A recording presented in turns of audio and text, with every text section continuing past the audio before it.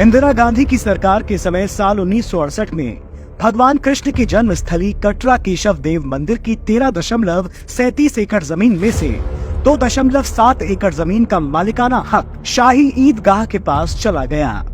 कैसे इस साजिश को अंजाम दिया गया?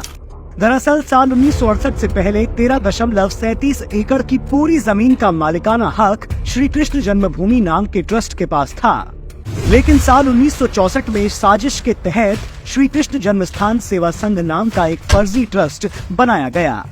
साल 1968 में इसी श्री कृष्ण जन्मस्थान सेवा संघ ने बहरूपिया बनकर कोर्ट के बाहर जाकर ईदगाह ट्रस्ट के साथ समझौता कर लिया और 2.7 एकड़ जमीन मुफ्त में ईदगाह को दे दी।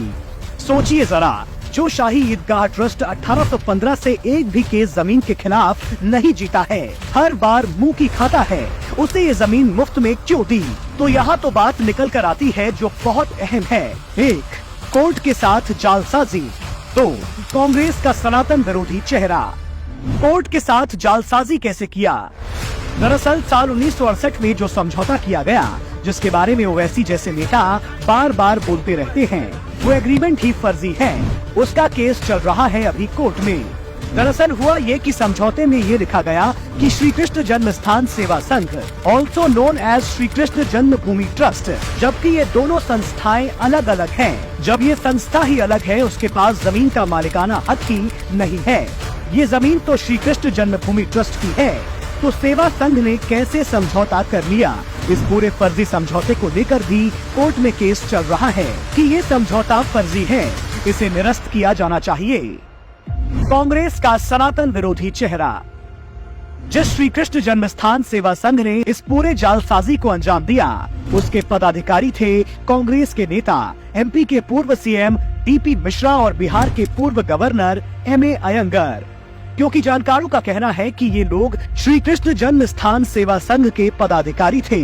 जैसा कि हमने नेहरू गांधी परिवार से जुड़ी पार्टी और उनके मुख्यमंत्रियों का हिंदू विरोधी चेहरा हमने हमेशा ही देखा है। इस पूरे फसाद की जड़ भी यही कांग्रेसी निकल रहे हैं, क्योंकि पद्मश्री से सम्मानित इतिहासकार मीनाक्षी जैन का भी यही कहना है कि 1968 में ये ईदगाह और श्री कृष्ण जन्म स्थान सेवा संघ के बीच जो एग्रीमेंट हुआ, उसका कारण कहीं न कहीं ये माना जा सकता है कि इंदिरा गांधी को अपनी सरकार बचानी थी, इसलिए उनको बाहर से मदद लेनी पड़ी, जो उन्होंने वामपंथी सीपीआई और कुछ अल्पसंख्यक नेताओं से ली।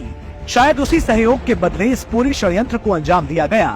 पहले तो यूपी में चरण सिंह की सरकार को गिराकर राष्ट्रपति शासन लगाया गया, उसके बाद फिर इस नापाक समझौते को अंजाम दिया गया, जिसकी वजह से श्री कृष्ण जन्मभूमि की इस पावन जमीन का 2.37 एकड़ ईदगाह के हाथों में चला गया।